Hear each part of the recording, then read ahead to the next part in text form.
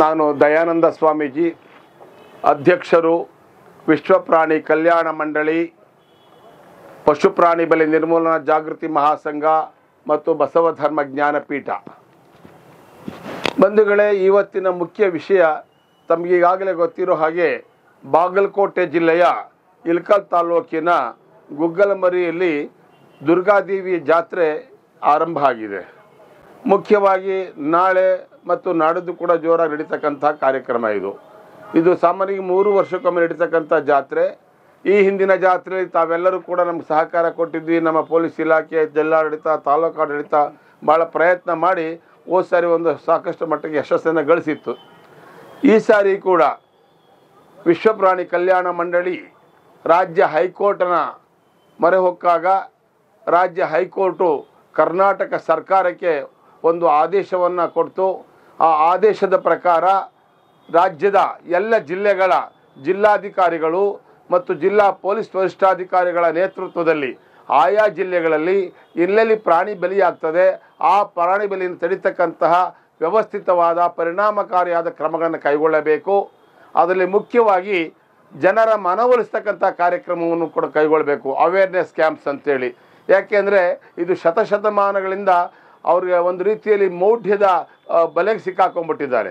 ಪ್ರಾಣಿ ಬಲಿ ಕೊಟ್ಟರೆ ನಮ್ಗೆ ಒಳ್ಳೆಯದಾಗ್ತದೆ, ಇಲ್ಲದಿದ್ದರೆ ನಮಗೇನೋ ತೊಂದರೆ ಆಗ್ತದೆ ಅಂತಕ್ಕಂಥ ಒಂದು ಮೌಢ್ಯ ಅವರಲ್ಲಿ ಮನೆ ಮಾಡಿರೋದ್ರಿಂದ ಕಾನೂನಿನ ಜೊತೆಗೆ ಅವರ ಮೌಢ್ಯವನ್ನು ಪರಿವರ್ತಿಸಿ ಅವ್ರ ಮನಸ್ಸಿನ ಪರಿವರ್ತನೆ ಮಾಡಿ ದೇವಾಲಯಗಳು ವಧಾಲಯಗಳಾಗಬಾರ್ದು, ಜಾತ್ರಾ ಪರಿಸರಗಳು ಕಟುಕರ ಕೇರಿಗಳಾಗಬಾರ್ದು, ರಕ್ತ ಮೂಳೆ ಮಾಂಸಗಳ ಆಗರವಾಗಬಾರ್ದು, ಸ್ವಚ್ಛ ಸ್ವಸ್ಥ ದಿವ್ಯ ಪರಿಸರಗಳಿಂದ ಧಾರ್ಮಿಕ ಸ್ಥಳಗಳು ಕೂಡಿರಬೇಕು ಅನ್ನೋ ಒಂದು ಆಶಯದೊಂದಿಗೆ ಕರ್ನಾಟಕ ಸರ್ಕಾರ 1959ರಲ್ಲಿ ಜಾರಿಗೆ ತಂದಂತಹ ಕರ್ನಾಟಕ ಪ್ರಾಣಿ ಬಲಿಗಳ ಪ್ರತಿಬಂಧಕ ಅಧಿನಿಯಮ ಹಾಗೂ 1963ರ ನಿಯಮಗಳು ಮತ್ತು 1975ರ ತಿದ್ದುಪಡಿ ಕಾಯ್ದೆ ಅನ್ವಯ ಇಡೀ ಕರ್ನಾಟಕದಲ್ಲಿ ಎಲ್ಲಿಯೂ ಯಾರು ಯಾವುದೇ ಧಾರ್ಮಿಕ ಸ್ಥಳಗಳಲ್ಲಿ ಪ್ರಾಣಿ ಬಲಿ ಮಾಡಬಾರದು, ಬೇಟೆ ಮಾಡಬಾರ್ದು ಅಂತಕ್ಕಂಥ ಒಂದು ಕಾನೂನನ್ನು ಜಾರಿಗೆ ತಂತು.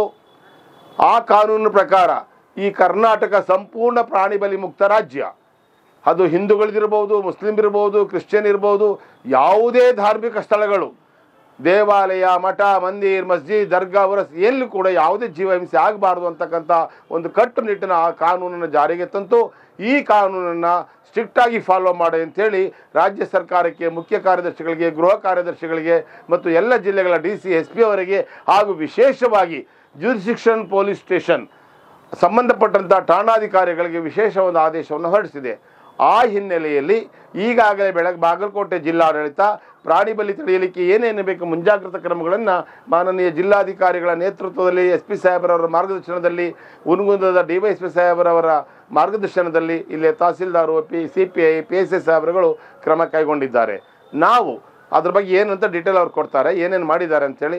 ನಾವು ವಿಶ್ವ ಪ್ರಾಣಿ ಕಲ್ಯಾಣ ಮಂಡಳಿ ಮತ್ತು ಕರ್ನಾಟಕ ಸರ್ಕಾರದ ವತಿಯಿಂದ, ಜಿಲ್ಲಾಡಳಿತದ ವತಿಯಿಂದ ಜನರ ಮನ ಪರಿವರ್ತನೆಗಾಗಿ ಈ ಕ್ಷಣದಿಂದನೇ ಅಹಿಂಸಾ ಪ್ರಾಣಿದಯ ಆಧ್ಯಾತ್ಮ ಸಂದೇಶ ಯಾತ್ರೆಯನ್ನು ನಾವು ಪ್ರಾರಂಭ ಮಾಡ್ತಾ ಇದ್ದೀವಿ.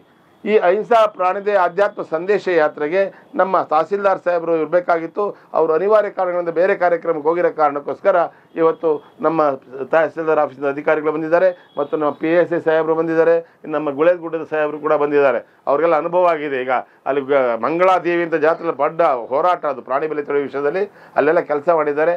ಅವರೆಲ್ಲರಿಗೂ ನಾನು ಸ್ವಾಗತವನ್ನು ಬಯಸ್ತಾ ಈ ಯಾತ್ರೆ ಪ್ರಾರಂಭವಾಗ್ತಾ ಇದೆ. ಅದರ ಒಂದು ಕ್ಲಾರಿಟಿಯನ್ನು ನಿಮಗೆ ಕೊಡ್ತೇವೆ. ನಾವು ಯಾವುದೇ ಮಾಂಸಾಹಾರಿಗಳ ವಿರುದ್ಧ ನಮ್ಮ ಹೋರಾಟವನ್ನು ನಾವು ಮಾಡ್ತಾ ಇಲ್ಲ. ವೆರಿ ಕ್ಲಿಯರ್ ಕಟ್ ಇದೆ. ಕೆಲವರೇ ಅಂದರೆ ನಮ್ಗೆ ಮಾಂಸ ತಿನ್ನಕ್ಕೆ ಬಿಡಲ್ವಾ, ಇವ್ರು ಏನು ಗಲಾಟೆ ಅಂತ, ಅದು ಪ್ರಶ್ನೆನೇ ಇರಲಿಲ್ಲ. ಮಾಂಸಾಹಾರದ ಪ್ರಶ್ನೆ ಇರಲಿಲ್ಲ. ಎರಡನೇದು, ನಾವು ಯಾವುದೇ ಧಾರ್ಮಿಕ ಭಾವನೆಗಳ ವಿರುದ್ಧ, ಅವರ ಶ್ರದ್ಧೆಗಳ ವಿರುದ್ಧ ನಾವು ಪ್ರಶ್ನೆ ಮಾಡ್ತಾ ಇಲ್ಲ ಅಥವಾ ಕ್ವಶನ್ ಮಾಡ್ತಾ ಇಲ್ಲ. ಅಲ್ಲಿರೋದೇನೆಂದರೆ, ನೀವೇನೇ ಆಚರಣೆ ಮಾಡಿದ್ರು ಈ ರಾಜ್ಯದ, ಈ ದೇಶದ ಕಾನೂನಿನ ಚೌಕಟ್ಟಿನೊಳಗೆ, ಈ ದೇಶದ ನ್ಯಾಯಾಲಯಗಳ ಆದೇಶಗಳ ಚೌಕಟ್ಟಿನೊಳಗೆ ನೀವು ಹಬ್ಬಗಳನ್ನು ಮಾಡಿ, ಧಾರ್ಮಿಕ ಆಚರಣೆ ಮಾಡಿ ಅನ್ನುವತಕ್ಕಂಥ ಒಂದು ಜಾಗೃತಿಯನ್ನು ಈ ಹೊತ್ತು ನಾವು ಇಲ್ಲಿ ಮೂಡಿಸ್ತಾ ಇದ್ದೀವಿ. ಕಾನೂನು ಕೂಡ ಅದೇ ಹೇಳ್ತಾ ಇರೋದು, ನೀವು ಮಾಡಿ. ಆದರೆ ದೇವಾಲಯಗಳು, ಧಾರ್ಮಿಕ ಸ್ಥಳಗಳು, ಸಾಮುದಾಯಿಕ ಸ್ಥಳಗಳು, ಅಲ್ಲಿ ಎಲ್ಲ ಹೋಗಿ ಸಾವಿರಾರು ಪ್ರಾಣಿ ಕೊಲ್ಲೋದ್ರಿಂದ, ಬಲಿ ಕೊಡೋದ್ರಿಂದ ಒಂದು ರೀತಿಯಲ್ಲಿ ದೇವಾಲಯದ ಪಾವಿತ್ರತೆ ನಾಶ ಆಗ್ತದೆ, ಧರ್ಮಕ್ಕೆ ಕಳಂಕ ಬರ್ತದೆ, ದೈವತ್ವಕ್ಕೆ ಅಪಚಾರ ಆಗುತ್ತೆ. ಯಾಕಂದರೆ ಯಾವ ದೇವರು ಪ್ರಾಣಿಗಳನ್ನು ಕೊಡಿ ರಕ್ತ ಕೊಡಿ ಅಂತ ಕೇಳೋದಿಲ್ಲ. ಸ್ವತಃ ಈ ಭಾಗದ ಮಹಾಗುರು ವಿಶ್ವಗುರು ಬಸವಣ್ಣವರು ಕ್ಲಿಯರಾಗಿ ಹೇಳಿದ್ದಾರೆ, ದಯವಿಲ್ಲದ ಧರ್ಮ ಅದಾವುದು, ದಯವೇ ಧರ್ಮದ ಮೂಲ, ದಯವಿರಬೇಕು ಸಕಲ ಪ್ರಾಣಿಗಳೆಲ್ಲರಲ್ಲಿ, ದಯವಿಲ್ಲದವರ ಮೆಚ್ಚ ನಮ್ಮ ಕೂಡಲ ಸಂಗಮ ದೇವ ಅಂತ ಹೇಳುವುದರ ಜೊತೆಗೆ ಕುರಿ ಬೇಡ, ಮರಿ ಬೇಡ, ಬರಿದೆ ಪತ್ರೆ ಪುಷ್ಪ ಸಾಕು ಅಂತ ಎಷ್ಟು ಕ್ಲಿಯರಾಗಿ ಕೊಟ್ಟಿದ್ದಾರೆ. ಹಾಗಾಗಿ ದೇವರು ಮತ್ತು ಧರ್ಮದ ಹೆಸರಲ್ಲಿ ಭಕ್ತಾದಿಗಳು ಯಾವುದೇ ಪ್ರಾಣಿಗಳನ್ನ ಬಲಿ ಕೊಡಬಾರ್ದು, ಜೀವಹಿಂಸೆ ಮಾಡಬಾರ್ದು ಅನ್ನೋ ಒಂದು ಅಹಿಂಸಾ ಸಂದೇಶವನ್ನು ಇವತ್ತು ನಾವು ತೆಗೆದುಕೊಂಡು ಗುಗ್ಗಲ್ ಮರಿಗೆ ಹೋಗ್ತಾ ಇದ್ದೀವಿ. ಈಗ ಅಲ್ಲೆಲ್ಲ ಪ್ರಚಾರ ಮಾಡಿ ಇಡೀ ರಾತ್ರಿ ಎಲ್ಲ ನಾವು ಅಲ್ಲೇ ಕಾರ್ಯಕ್ರಮ ರೂಪಿಸ್ತೀವಿ, ಜನಗಳ ಪರಿವರ್ತನೆ ಮಾಡುವಂಥದ್ದು. ಹಾಗೆ ನಾಳೆವರೆಗೂ ಇದು ಕಂಟಿನ್ಯೂ ಆಗ್ತದೆ. ಇವತ್ತು ನಮ್ಗೆ ಹೇಳೋಕ್ಕೆ ಇಷ್ಟಪಡ್ತೀನಿ ಅಂದರೆ ಕೇವಲ ಇದೊಂದೇ ಅಲ್ಲ, ಈಗ ತಾನೇ ನಾನು ಕೊಪ್ಪಳ ಜಿಲ್ಲೆ ಮುಗಿಸ್ಕೊಂಡು ಬಂದೆ, ಅಲ್ಲಿ ಹುಲಿಗೆ ಜಾತ್ರೆ, ಹುಲಿಗೆಮ್ಮ ಜಾತ್ರೆ, ಅಲ್ಲಿ ಕೂಡ ಅವೇರ್ನೆಸ್ ಶುರುವಾಗಿದೆ. ಸ್ವತಃ DC ಅವರ SP ಅವರ ನೇತೃತ್ವದಲ್ಲಿ ಒಂದು ಸಮಿತಿ ರಚನೆಯಾಗಿದೆ, ಎಕ್ಸಿಕ್ಯೂಟಿವ್ ಬಾಡಿ, ಅವೆಲ್ಲ ಪ್ರಾಣಿಗಳ ಬಲಿ ತಡೆಯೋಕ್ಕೆ ಎಲ್ಲ ವ್ಯವಸ್ಥೆ ಆಗಿದೆ. ಹೀಗೆ ಗದಗ ಜಿಲ್ಲೆಗೆ ನೀವು ಗೊತ್ತಿರ್ಬೋದು, ದಂಡಿನ ಮಾರಮ್ಮ ಅಂತ, ಅಲ್ಲಿ ದೊಡ್ಡ ಜಾತ್ರೆ. ಸ್ವತಃ ಈ SP ನ್ಯಾಮಗೌಡ ಸರ್ ಬರ್ತಾ ಮಾತಾಡಿದ್ರು, ಸ್ವಾಮೀಜಿ ವಿಶೇಷವಾದ ಎಕ್ಸ್ಟ್ರಾ ಪೊಲೀಸ್ ಫೋರ್ಸ್ ಕಳಿಸಿದ್ದೀನಿ, ನಾವು ಪ್ರಯತ್ನ ಮಾಡ್ತೀವಿ ಅಂತ ಕೂಡ ಭರವಸೆ ಕೊಟ್ಟಿದ್ದಾರೆ. ಹಾಗಾಗಿ ನಮ್ಮ ಬಾಗಲಕೋಟೆ ಜಿಲ್ಲೆ ಅಂತೂ DC SP ಅವರು ಸ್ಪಷ್ಟವಾಗಿ ಹೇಳಿದ್ದಾರೆ, ಖಂಡಿತ ಯಶಸ್ಸು ಮಾಡೋಣ ಅಂತ. ಆ ದಿಶೆಯಲ್ಲಿ ಮಾನನೀಯ ಸತಿಗೌಡ ಸಾಹೇಬ್ರವರು ಮತ್ತು ತಹಸೀಲ್ದಾರ್ ಸಾಹೇಬರು ಭಾಳ ಕೆಲಸ ಮಾಡಿದ್ದಾರೆ. ಆ ಎಲ್ಲ ವಿವರಣೆಯನ್ನು ಅವ್ರು ಕೊಡಬೇಕು ಅಂತ ಹೇಳಿ ಇವತ್ತಿನ ಅಹಿಂಸಾ ಪ್ರಾಣಿದಯ ಆಧ್ಯಾತ್ಮ ಸಂದೇಶ ಯಾತ್ರೆಗೆ, ಪ್ರಾಣಿ ಬಲಿತನ ಜಾಗೃತಿ ಯಾತ್ರೆಗೆ ತಾವೆಲ್ಲರೂ ಕೂಡ ಕೈ ಜೋಡಿಸ್ತಾ ಇದ್ದೀರಾ. ಮತ್ತು ಇದರಲ್ಲಿ ಮಾಧ್ಯಮದವರು ಬಹಳ ಸಹಕಾರ ಕೊಟ್ಟಿದ್ದೀರಿ. ನಿಮ್ಗೆ ಹೇಳಲಿಕ್ಕೆ ಸಂತೋಷ ಆಗ್ತದೆ. ಕರ್ನಾಟಕದಲ್ಲಿ ಸುಮಾರು ನಾನು 35 ವರ್ಷದಿಂದ ಕೆಲಸ ಮಾಡ್ತಾ ಇದ್ದೀನಿ. ಇಲ್ಲಿಯವರೆಗೆ ಸುಮಾರು 4 ಕೋಟಿಗೂ ಹೆಚ್ಚು ಪ್ರಾಣಿಗಳ ಬಲಿಯನ್ನು ಇವತ್ತು ಕರ್ನಾಟಕ ಸರ್ಕಾರ, ಪೊಲೀಸ್ ಇಲಾಖೆ ತಡೆ ಹಿಡಿದಿದೆ ಅಂತ ಹೇಳಲಿಕ್ಕೆ ಹೆಮ್ಮೆ ಆಗ್ತದೆ. ಇದು ಇಡೀ ರಾಷ್ಟ್ರದಲ್ಲೇ ಕರ್ನಾಟಕದ ಅಗ್ರಸ್ಥಾನದಲ್ಲಿದ್ದೀವಿ ಪ್ರಾಣಿ ಬಲಿ ತಡೆಯುವಲ್ಲಿ. ಹೌದು, ಕೆಲವು ಕಡೆ ಬಹಳ ಇದೆ, ಇವತ್ತು ಲಕ್ಷಗಟ್ಟಲೆ ಪ್ರಾಣಿಗಳ ಬಲಿ ಆಗುವಂಥದ್ದು ಇದೆ. ಅದೆಷ್ಟೋ ಕಂಟ್ರೋಲ್ ಆಗ್ತಾ ಬಂದಿದೆ, ಅದು ಇನ್ನೂ ಪೂರ್ಣ ಆಗಿಲ್ಲ. ಯಾಕಂದರೆ ಸರ್ಕಾರದ ಅಧೀನದಲ್ಲಿ ಸುಮಾರು 36,000 ದೇವಾಲಯಗಳಿದೆ, ಎಂಡೋಮೆಂಟ್ ಮಂದಿರ, ಧಾರ್ಮಿಕ ದತ್ತಿ ಇಲಾಖೆ ವ್ಯಾಪ್ತಿಯಲ್ಲಿ. ಇನ್ನು ಖಾಸಗಿಯಾಗಿ 2 ಲಕ್ಷಕ್ಕೂ ಹೆಚ್ಚು ದೇವಾಲಯಗಳೆಲ್ಲ ಇದ್ದಾವೆ. ಆ ದಿಶೆಯಲ್ಲಿ ಇನ್ನು ಹೆಚ್ಚಿನ ಪ್ರಯತ್ನ ನಾವು ಮಾಡೋದ್ರ ಮೂಲಕ ಜನಮಾನಸ ಪರಿವರ್ತನೆ ಮಾಡಿ ಕರ್ನಾಟಕವನ್ನು ಪ್ರಾಣಿ ಬಲಿ ಮುಕ್ತ ರಾಜ್ಯವನ್ನಾಗಿ ಮಾಡೋಣ ಅನ್ನೋ ಒಂದು ಆಶಯದೊಂದಿಗೆ ಈ ನಮ್ಮ ಕಾರ್ಯಕ್ಷೇತ್ರ ಕೇವಲ ಕರ್ನಾಟಕವಲ್ಲ, ಭಾರತವಷ್ಟೇ ಅಲ್ಲದೆ ನೇಪಾಳ ಮುಂತಾದ ಬೇರೆ ಬೇರೆ ರಾಷ್ಟ್ರಗಳಲ್ಲಿ ಕೂಡ ಈ ಪ್ರಾಣಿ ಬಲಿ ತಡೆ ಕಾರ್ಯವನ್ನು ಮಾಡ್ತಾ ಇದ್ದೇವೆ. ಅದಕ್ಕೆ ತಮ್ಮೆಲ್ಲರ ಸಹಕಾರ ನಮಗೆ ಸಿಗ್ತಾ ಇದೆ.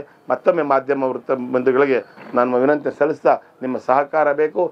ಜನಗಳಿಗೆ ಇಷ್ಟೇ ಕೇಳೋದು, ಇದರ ಪ್ರತಿಷ್ಠೆ ವಿಷಯವನ್ನಾಗಿ ಮಾಡ್ಕೋಬೇಡಿ. ನಾವು ಮಾಡೇ ಮಾಡ್ತೀವಿ, ಬಲಿ ಕೊಟ್ಟೆ ಮಾಡಬೇಡಿ. ಕಳೆದ ಹಿಂದಿನ ಜಾತ್ರೆಯಲ್ಲಿ ಅವರು ಸ್ವತಃ ಕೋಣವನ್ನು ನಮಗೆ ಹಸ್ತಾಂತರ ಮಾಡಿದ್ರು, ತಹಸೀಲ್ದಾರು, ನಾನು, PSA, ಪೊಲೀಸ್ ಎಲ್ಲ ಇದ್ವಿ. ಅಲ್ಲಿ ಸಿರಿಂಜಿ ತೆಗೆದು ಬ್ಲಡ್ಡನ್ನು ಅರ್ಪಣೆ ಮಾಡಿ ಆ ಕೋಣವನ್ನು ವಾಪಸ್ ಮಾಡಿದ್ರು. ಈ ಸಾರಿ ಕೂಡ ಅವರು ಯಾವುದೇ ಪ್ರಾಣಿ ಬಲಿಯನ್ನು ಮಾಡ್ದೇ ಅದೇ ರೀತಿ ಸರ್ಕಾರಕ್ಕೆ ಹಸ್ತಾಂತರ ಮಾಡಬೇಕು ಕೋಣವನ್ನು, ಮತ್ತು ಯಾವ ಪ್ರಾಣಿ ಬಲಿಯನ್ನು ಕೊಡಬಾರ್ದು ಅಂತೇಳಿ ಮತ್ತೊಮ್ಮೆ ತಮ್ಮಲ್ಲಿ ವಿನಂತಿ ಮಾಡ್ಕೊಳ್ತಾ ಸ್ಪಷ್ಟವಾದಂಥ ಒಂದು ನಿರ್ದೇಶನವನ್ನು ಕೊಟ್ಟಿದೆ. The fundamental duty of every citizen of India is to have compassion to all living creatures. Ambedkar ಅವರ ನೇತೃತ್ವದ ನಮ್ಮ ಭಾರತ ಸಂವಿಧಾನ ವೆರಿ ಕ್ಲಿಯರ್ ಆಗಿ ಹೇಳಿದೆ. ಆರ್ಟಿಕಲ್ 51ರ ಪರಿಚ್ಛೇದ ಏನಲ್ಲಿ ಭಾರತದ ಪ್ರತಿಯೊಬ್ಬ ನಾಗರಿಕನ ಮೂಲಭೂತ ಕರ್ತವ್ಯ ಎಲ್ಲ ಪ್ರಾಣಿಗಳ ಬಗ್ಗೆ, ಜೀವರಾಶಿಗಳ ಬಗ್ಗೆ ಅನುಕಂಪೆ ಹೊಂದಿರಬೇಕು ಅಂತ. ಆ ಹಿನ್ನೆಲೆಯಲ್ಲಿ ನಾವುಗಳೆಲ್ಲರೂ ಸೇರಿ ಆ ಮೂಕ ಮುಗ್ಧ ಪ್ರಾಣಿಗಳಿಗೆ ಒಂದು ಧ್ವನಿ ಆಗೋಣ. We must voice for the voiceless. ಈ ಶಬ್ದವನ್ನು ನಾನು ಗಮನಕ್ಕೆ ತರುತ್ತಾ ಇದ್ದೀನಿ. We must voice for the voiceless. ಮಾತು ಬಾರದ ಆ ಮೂಕ ಮುಗ್ಧ ಪ್ರಾಣಿಗಳಿಗೆ ದೇವರು ಕೊಟ್ಟಂಥ ಅಧಿಕಾರ, ಜೊತೆಗೆ ನಮ್ಮ ಸಂವಿಧಾನ ಕೊಟ್ಟ ಅಧಿಕಾರ, ಕಾನೂನು ಕೊಟ್ಟ ಅಧಿಕಾರ ಮತ್ತು ಹೈಕೋರ್ಟ್ ಆದೇಶಗಳು, ನ್ಯಾಯಾಲಯಗಳು ಕೊಟ್ಟಂಥ ಅಧಿಕಾರವನ್ನು ಅವಕ್ಕೆ ಪಾಲನೆ ತೊಗೊಳಕ್ಕೆ ಬರ್ತಾ ಇಲ್ಲ. ಆ ಅಧಿಕಾರವನ್ನು ಕೊಡಿಸ್ತಕ್ಕಂಥ ಕೆಲಸವನ್ನು ಮಾಧ್ಯಮ ಮಿತ್ರರು, ನಮ್ಮ ಅಧಿಕಾರಿಗಳಿಂದ ಮತ್ತು ನಾವೆಲ್ಲರೂ ಸೇರಿ ಮಾಡಬೇಕು ಅಂತಕ್ಕಂಥ ಒಂದು ವಿನಂತಿಯನ್ನು ಮಾಡ್ತೀನಿ. ಇದು ಒಂದು. Voice for voiceless for animals and voice for voiceless for goddess. ಇವತ್ತು ದೇವಾಲಯಗಳು, ಅದು ಯಾವುದೇ ದೇವರಿರಲಿ, ಆ ದೇವರುಗಳು ಕೂಡ ವಾಯ್ಸ್ಲೆಸ್ ಆಗಿದ್ದಾವೆ. ಅವ್ರ ಮುಂದೆ ಹೋಗಿ ಪ್ರಾಣಿಗಳನ್ನ ಕಡಿತಾರೆ, ರಕ್ತ ಹರಿಸ್ತಾರೆ, ಹೆಂಡ ಸರಾಯಿ ಕುಡಿತಾರೆ. ನೋಡೋಕ್ಕಾಗಲ್ಲ. ಹುಲಿಗೆಮ್ಮ ನೋಡಿ, ಬೇರೆ ಕಡೆ ನೋಡಿ, ಬಹಳ ಅಸಹ್ಯ ಆಗ್ತದೆ. ಇಷ್ಟಾದರೂ ಕೂಡ ಆ ದೇವತೆಗಳು ಏನು ಮಾಡುತ್ತಾ ಇಲ್ಲಿ ಮೌನವಾಗಿದ್ದಾವೆ. ಯಾಕಂದರೆ ಆ ದೈವಿ ಶಕ್ತಿಗಳು ಯಾರು ಬಂದು ಓಪನ್ ಆಗಿ ಏನು ಹೇಳಲ್ಲ. So we must voice for the voiceless for all goddesses. ಕಾನೂನು ಮಾಡಿರೋದೇನಕ್ಕೆ? ಮಾತು ಬಾರದ ದೇವಾಲಯಗಳಿಗೆ ಪಾವಿತ್ರತೆ ಕಾಪಾಡಲಿಕ್ಕೆ ಕಾನೂನು ಅಂತ. ಹಾಗಾಗಿ ನಾವು ಧಾರ್ಮಿಕ ಸ್ಥಳಗಳ ಪಾವಿತ್ರತೆಯನ್ನು ಕಾಪಾಡಲಿಕ್ಕೆ, ಮೂಕ ಪ್ರಾಣಿಗಳ ಜೀವವನ್ನು ಉಳಿಸಲಿಕ್ಕೆ ನಾವೆಲ್ಲರೂ ಸೇರಿ ಈ ಪ್ರಾಣಿ ಬಲಿ ಮುಕ್ತ ಅಭಿಯಾನವನ್ನು ಕೈಗೊಂಡಿದ್ದೇವೆ. ಅದಕ್ಕೆ ಮಾಧ್ಯಮದವರು ಸಹಕಾರ ಕೊಟ್ಟಿದ್ದಾರೆ.